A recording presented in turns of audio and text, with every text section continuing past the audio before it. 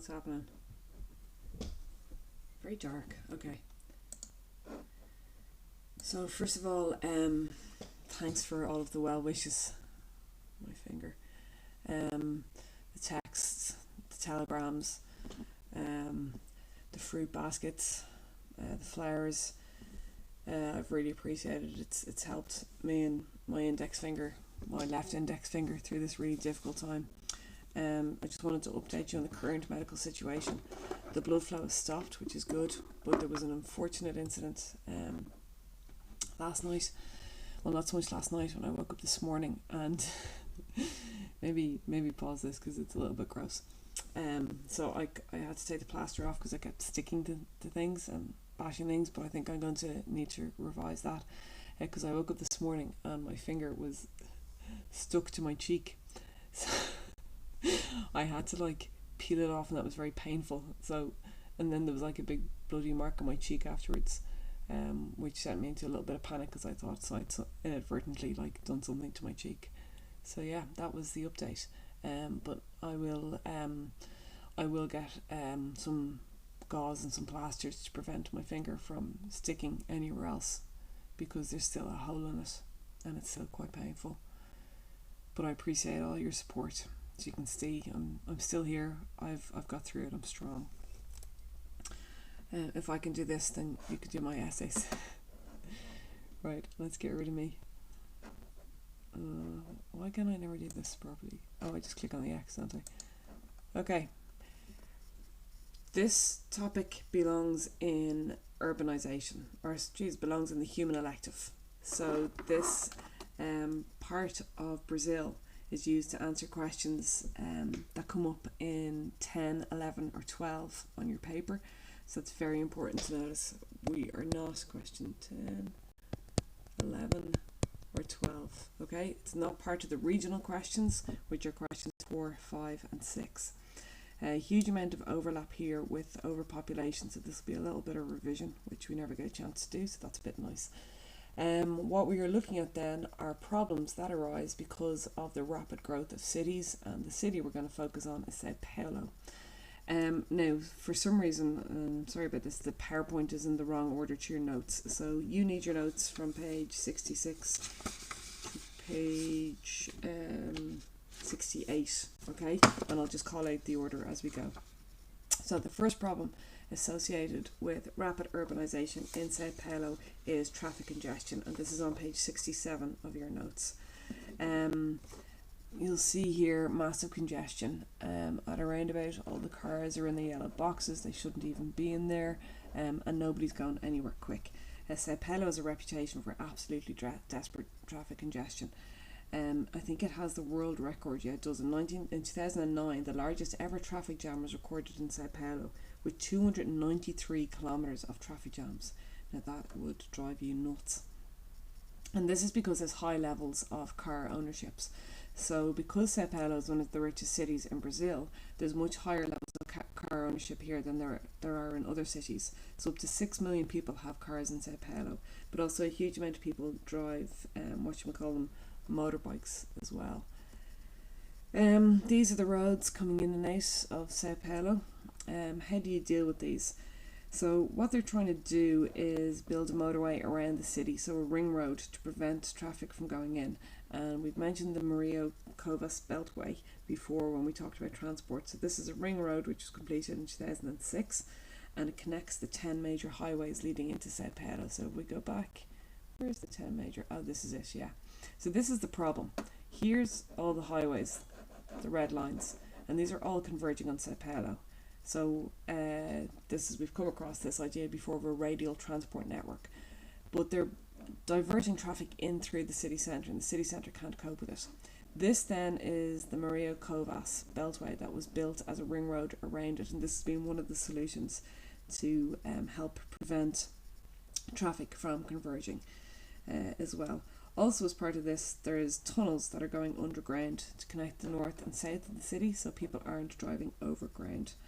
The other thing that they have to do is invest in public transport, And Sao Paulo does actually have one of the most advanced metro systems in the world. I showed you that image before where almost 4 million people use the metro every day, but they just need to keep building on this. Here are traffic jams, not much more I can say about that, and that was 2009, 293 kilometres of traffic jams.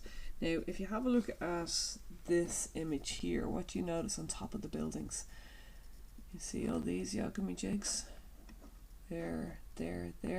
These are actually helipads, and because traffic is so bad in Sao Paulo, most people own helicopters or have a timeshare in a helicopter. So Sao Paulo is the second highest number of helicopters per person for any city in the world. So these are the blue helipads on top.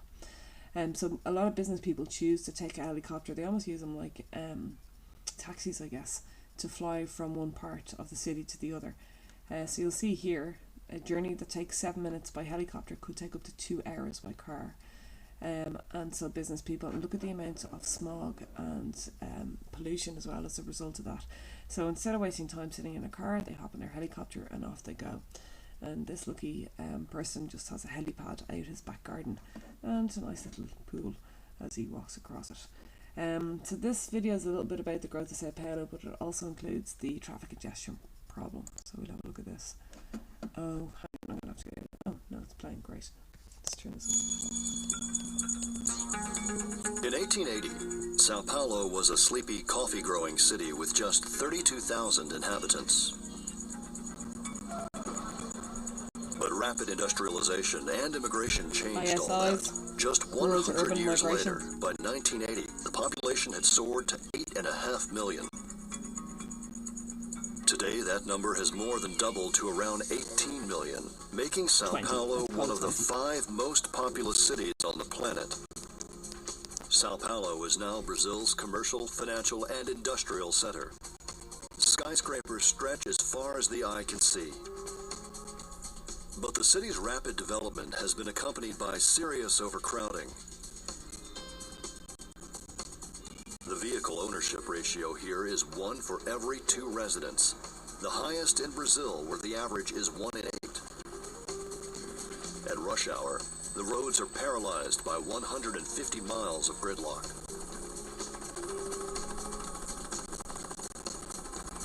The rich have found a way to rise above traffic jams. They have abandoned the roads and taken to helicopters. Whether it's heading to work in the mornings, attending a meeting across town, or just going shopping, a helicopter is now the preferred way to travel. If you can't afford to own a helicopter, you can hire a helicopter taxi. And fractional ownership companies have sprung up to allow the less wealthy to buy shares in a helicopter. I wonder would they stick a helipad on the tennis courts in schools. Sao Paulo now has the fastest growing helicopter fleet in the world, quite fancy walking up in the helicopter. New York and Tokyo. There are an estimated 100 liftoffs per hour in the business center of the city. Offices, hotels, and even department stores have their own helicopter landing pads. If you live in Sao Paulo and you can afford it, you might never have to wait in bumper-to-bumper traffic again. Right, you get the picture. Oh, gee, there's a nice, I wasn't expecting her to go. She's very jiggly. There's a nice, right, now she's cleared of that. Okay. So, traffic congestion, major problem. Solution, better public transport, improve the road systems.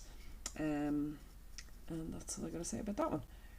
Right, so first problem, traffic congestion, solutions, ring road and public transport. Second problem then is pollution, and this is linked in with the first problem. Because there's so many cars in Sao Paulo, up to about 7 million, these are responsible for 80% of Sao Paulo's air pollution. And you've seen it in that video clip, that this layer of smoke is just hanging over the city. And it's gained a reputation to the point where it's been called Cough City, which is not a good nickname when there is a COVID pandemic, I don't think. Its air pollution is second only to LA, and it's becoming an issue because it is affecting the health of residents, particularly residents with respiratory problems. What are they doing to help with the situation? Basically, they have new transport policies, and one of these is a rota system, and this is to help with congestion as well.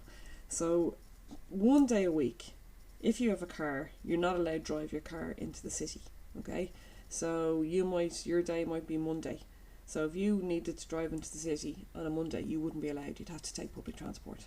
And this rota system has actually been quite successful, and has resulted in a 90% drop in pollution in the city. But the main problem is the motorbikes, because motorbikes are much more polluting than cars, and there's about 1 million motorcycles in Sao Paulo. So to deal with this, they set up a program called Promoto in 2003, and this meant that any manufacturers of motorcycles had to make them so that the emissions were reduced. Alright, so pollution linked in with traffic congestion, high car ownership, high motorbike ownership, and what they're doing is they have a rota system introduced. They're trying to introduce policies to make the emissions less polluting from motorcycles, and the last thing is that they're encouraging drivers to use low sulfur diesel and ethanol. So if you remember the national ethanol program, this is much less polluting than other types of fuels. Next urban problem then is, what is this? I think that's crime in the favelas. Is it? Hopefully. Yeah, but you know what? We'll just talk about that when we talk about favelas. So we'll leave that for the moment. So the next urban problem is favelas. And just to recap, these sprung up in the 1940s because of the ISIs. Jobs were created, rural to urban migration, thousands of people living in them. They have poor services, landslides, crime is an issue in them. Okay, so if you have a look at this picture here, here's a favela that ends here, and here's a set of apartment blocks where they all have nice pools in their balconies. They've got tennis courts, they've got a public pool. So there's massive divides in Sao Paulo between the poor and the rich, where you have extremely rich people living beside extremely poor people, and this is very obviously seen in the favelas. Sorry for one sec. I'm back. Okay, so in Sao Paulo, 20% of the population live in favelas, and they don't have any basic services. So you can see the types of buildings here. Some of them are brick. They've got corrugated iron, so when they're there long enough they just build up a little house, but they don't have sewerage systems, they don't have electricity piped into the area, and they often lack clean water supplies. And then you have this lad in his penthouse apartment just across the way. There's been a massive growth in favelas in recent years. So between 1991 and 2000, this is the increase in population of Sao Paulo. So the population increased by 16%, but of that increase, 60% was in favelas. So they're growing at a really, really quick rate, and that most of the population, basically the point this is making here, is that most of the population growth in Sao Paulo is growth in the favelas. And because they're growing at such a rapid rate, it's difficult to keep on top of them, and it's very difficult to make improvements in them. I'll just let you watch these clips here. This is, oh no, what happened? Right, next one. This is a bit more informative. That last one, I'm not sure what that was, but anyway, this one gives you a bit more of an insight on living in favela. Whoops. Let's go. They all have this funky music. In the shadows of skyscrapers, in the heart of the wealthy district of Morumbi in Sao Paulo, lies a crowded and crumbling shanty town called a favela. This is one of Sao Paulo's infamous favelas. It may look pretty threatening from the outside. It certainly has its reputation. But what we discovered when we walked around is that people were actually rather hospitable. They're just trying to make a better life for themselves. All along these narrow streets, children jump on their parents' backs or ride tricycles. Some even wave hello to the camera. This is a look at life in just one of dozens of favelas that have sprung up in Sao Paulo, Brazil's largest city with an estimated population of 19 million. The favelas have become a symbol of Brazil's economic inequities. This is a country where 34% of its people live below the poverty line. So the struggling lower classes end up here in homes made of scrap materials like wood or metal sheeting. There's no city contracted sewage or waste collection, so garbage just sits in the streets. Eu moro e trabalho na favela. I live and work in this favela for 9 years. This is Aparecida Araujo. She admits life inside the favela isn't exactly comfortable. Tem barulho, tem goteira. There's a lot of noise. There are leaks. It's very uncomfortable. It's right next to the street, so it's very noisy and uncomfortable. There is no choice. I had to live here. The 39-year-old single mother works in this tiny store selling beer, liquor, and candy. Though she won't show us her home, Aparecida does agree to take us inside her sister-in-law's living quarters behind the store. Que é uma cama, aquilo dali é uma televisão. It is a one-room, dirty and cluttered living space with a bed, small television set, sink and stove. Children's clothes hang from the ceiling. They belong to 5-year-old David, who doesn't let this life or our camera interrupt his playtime. Aqui é cômodo. This room is divided into a kitchen with a shower over there, says Aparecida. She also says the bedroom is infested with rats, so the cats come in pretty handy. As for the dogs, they're both pets and protection. The entire store and home smells of animal waste. There's no window for ventilation, just this one dusty fan that circulates the same stale air. But unlike other favelas, here there's running water and electricity. I ask if it's difficult to live like this. Em lugar desse tamanho aqui, there are places that are the same size where up to 10 people live in the room. Around the corner, this man invites us to walk through his neighborhood. Now me. I sleep in here. Though favelas have a reputation for being dangerous and infested with drugs, this favelado, the name given to residents of favelas, says his neighborhood gets a bad rap, and the press is partly to blame. Everybody here is nice. You come in here by yourself and there is not going to be any problem. In high definition for VOOM HD News, I'm Jennifer Santiago in Sao Paulo.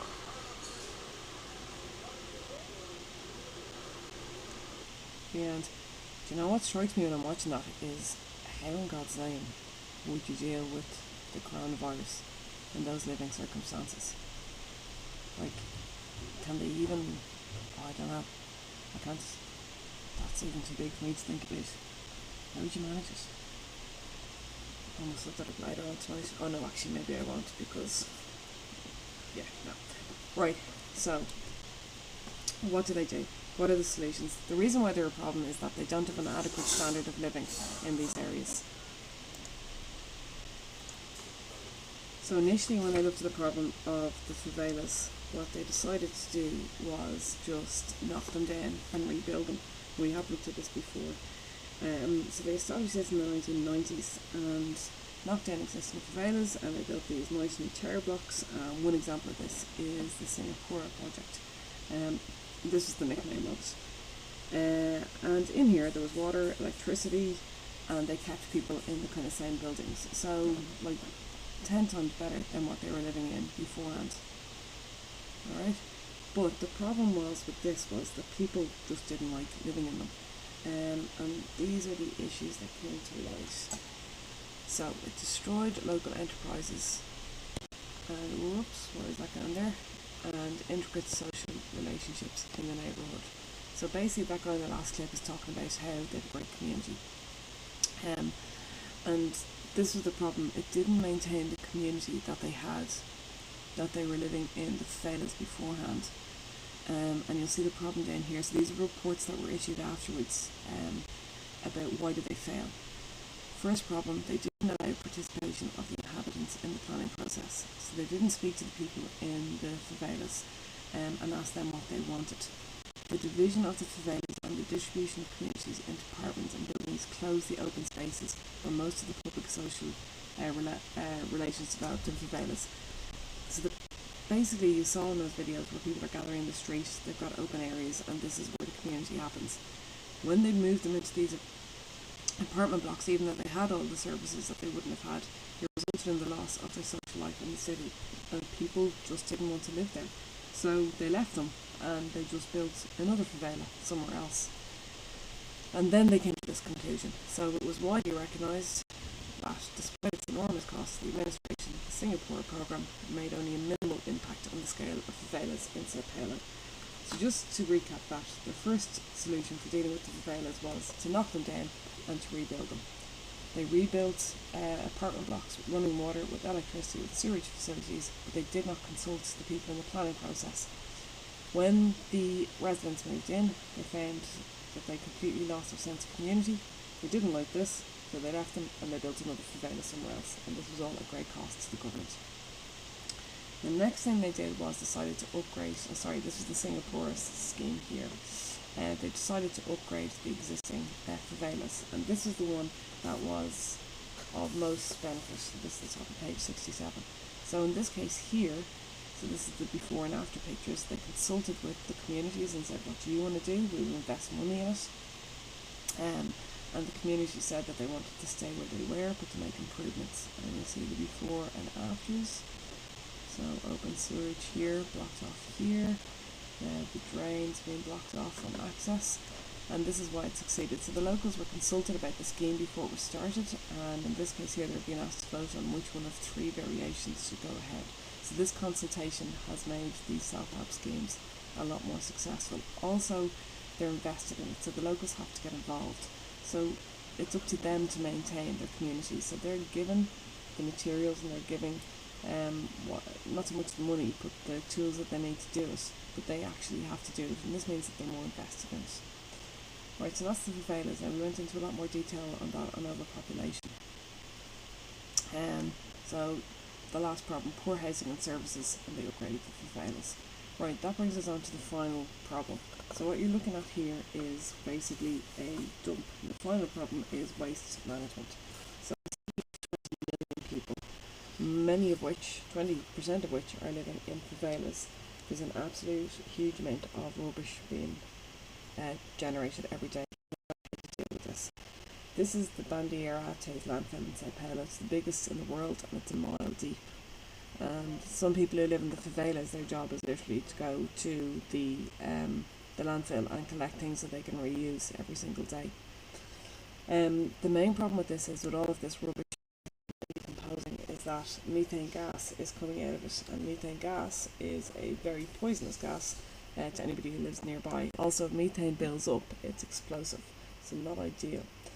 So what they've tried to do with this is, one of the things they've done is to make biogas from it, and this is happening at the Bandeirantes landfill.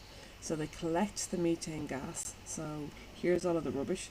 They've got pipes. They collect the methane gas instead of letting it build up, and then this goes to a power plant, and the power plant makes electricity from it. And at the moment they're generating 7% of Sao Paulo's electricity out of waste, and also it's reducing greenhouse gases, which helps.